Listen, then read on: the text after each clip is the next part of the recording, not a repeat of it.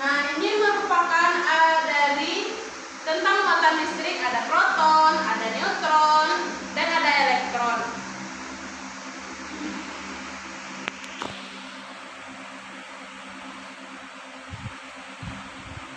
Yang mana muatan listrik tersebut ada proton, ada neutron, dan ada elektron.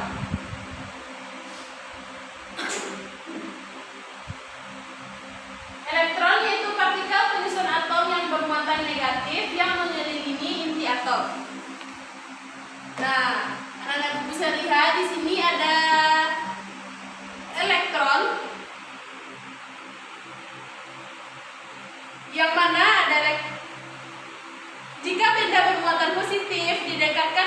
benda bermuatan negatif, maka akan tarik-menarik. Pada umumnya, jumlah elektron dan proton pada atom sebuah benda adalah sama. Sehingga atom-atom benda tersebut tidak bermuatan atau netral. Nah, ini merupakan contoh atau pengertian dari muatan dalam listrik statis. Lihat ke depan, ini merupakan contoh dari muatan listrik. Ini adalah yang positifnya dan ini adalah kutub negatifnya. Sekarang lihat ilustrasi di depan ya.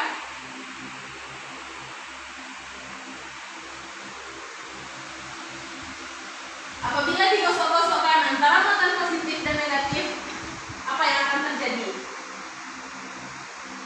Nah, ini merupakan sisir yang digosok-gosokkan atau rotasi yang digosok-gosokkan ke rambut, maka muatan negatif dari rambut akan berpindah ke sisir.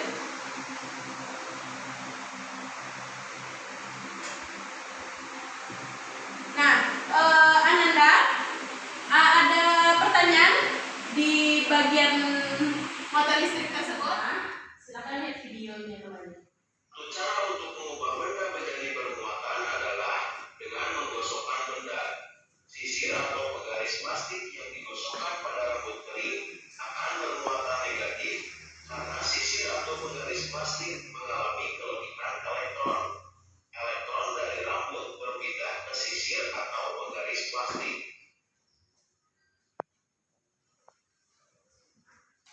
Nah, itu merupakan penjelasan. Nah, itu merupakan pengertian dari hukum muatan listrik. Nah, tadi Ibu sudah menayangkan sebuah video tentang muatan dari listrik statis. Nah, di sini ada nggak yang mau bertanya tentang video tersebut? Bu, Ya, silakan Anda. Bu, kenapa elektron-elektron tersebut bisa berpindah dari rambut ke sisir, Bu? Kenapa Elektron tersebut bisa berpindah dari rambut ke sisir.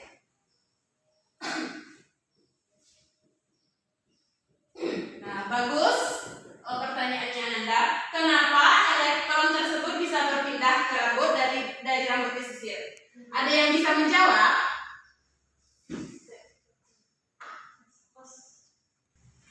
Ada yang bisa menjawab pertanyaan dari temannya? Saya, Bu. Ya, silakan. Karena rambut memiliki kelebihan elektron, makanya elektron berpindah dari rambut ke sisir. Nah, jawabannya bagus. Beri plus dulu.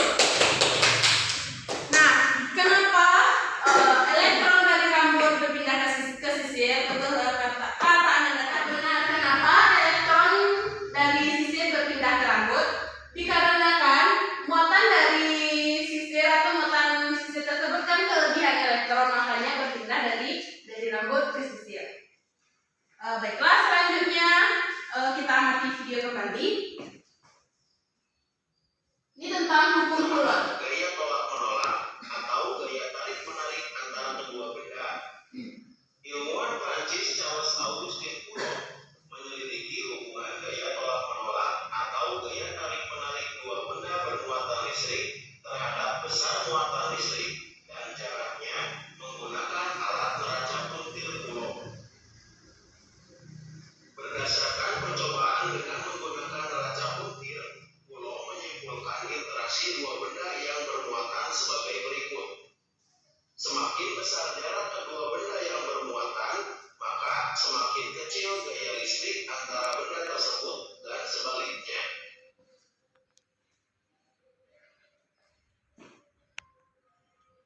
Semakin besar muatan kedua benda, maka semakin besar gaya listrik antara benda tersebut.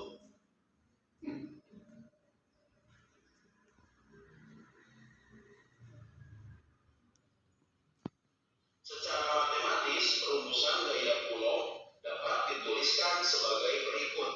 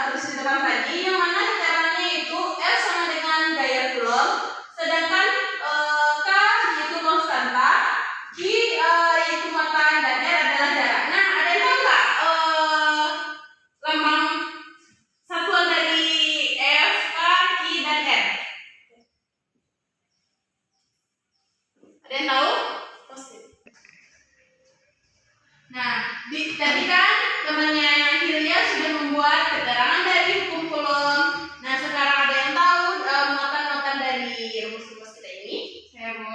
Silakan Yesus ya.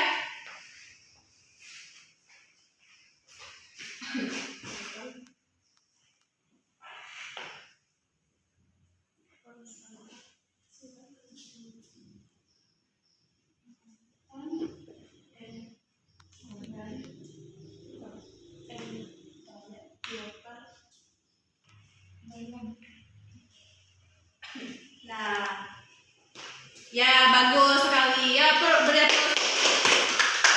Nah, hukum Coulomb yang dengan rumusnya F sama dengan K Q1 Q2 per R2, yang mana F adalah gaya Coulomb dengan satuannya Newton, sedangkan K adalah konstanta, yang mana konstanta ini sudah ada ketentuannya yaitu 9/10 Newton per meter kuadrat per C. Nah, sedangkan Q itu adalah muatan dengan satuannya Coulomb dan R adalah jarak atau jari-jari dengan satuannya meter. Nah, di sini Ibu akan membagikan lembar kerja kalian. Di sini kalian akan melakukan sebuah praktikum terkait dengan listrik statis.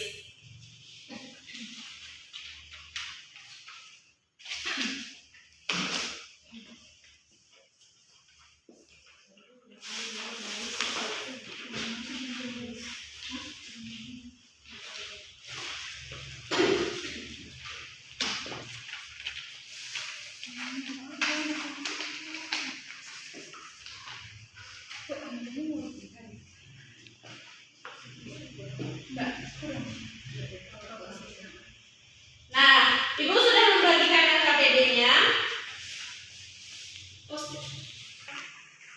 Nah, Ibu akan membagikan praktikum kita. Di sini ada kantong plastik, kemudian ada roll plastik dan ada kertas.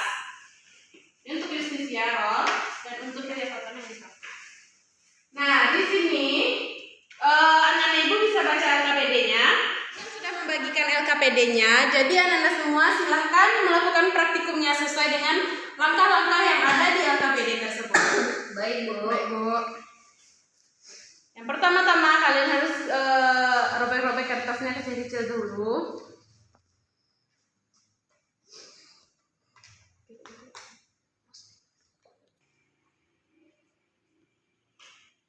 Nah, sebisanya tuh kertasnya tuh ya benar-benar kecil agar bisa terangkat kertasnya oleh roll atau plastik. Baik, Bu.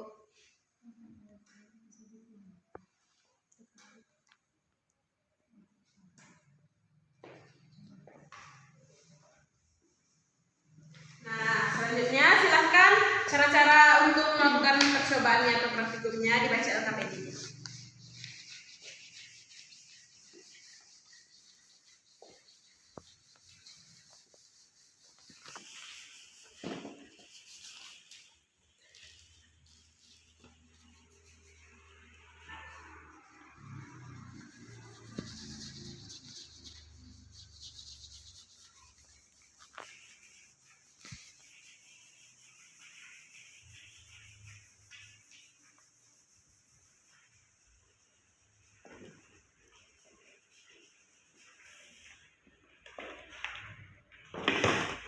Bisa, Bu.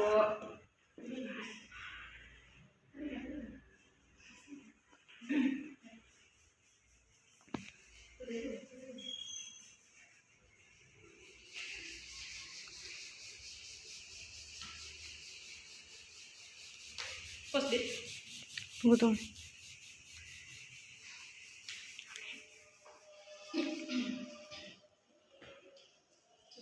Sudah, Bu. Bagaimana Hilya? Bisa? Bisa, Bu. Bu, kenapa kertasnya bisa tertarik oleh roll plastiknya, Bu? Nah, pertanyaan yang bagus. Gimana pertanyaannya tadi? Kenapa? Kertasnya bisa tertarik. Kenapa kertas bisa tertarik oleh roll plastik? Iya, Bu.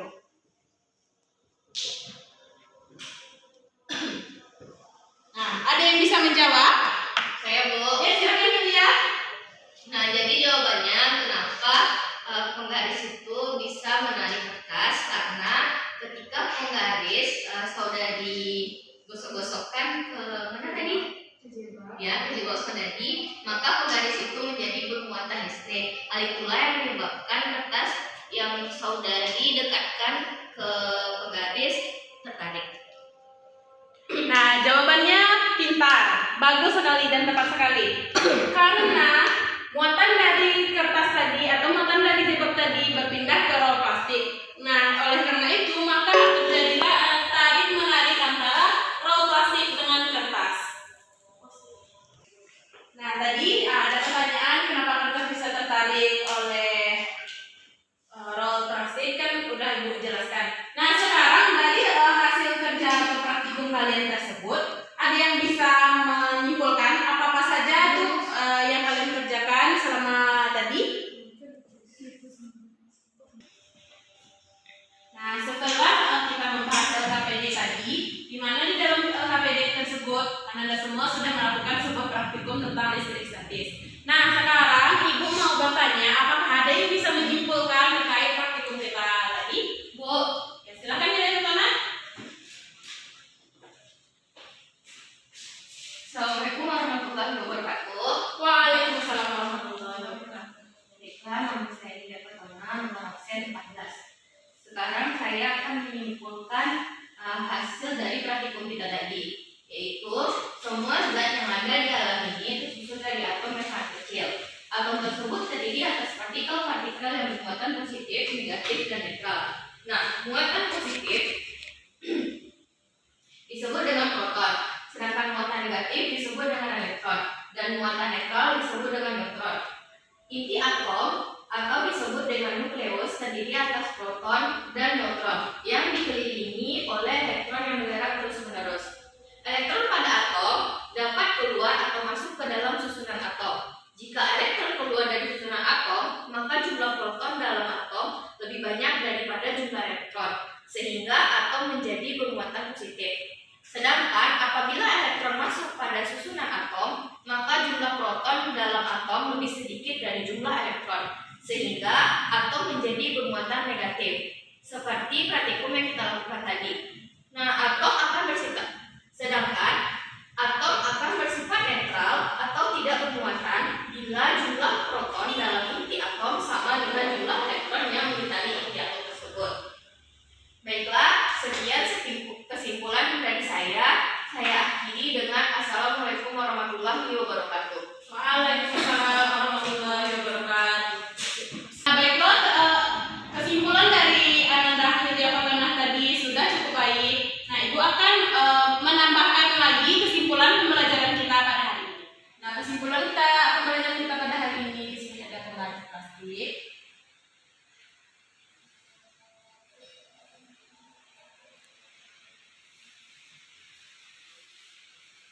Di sini ada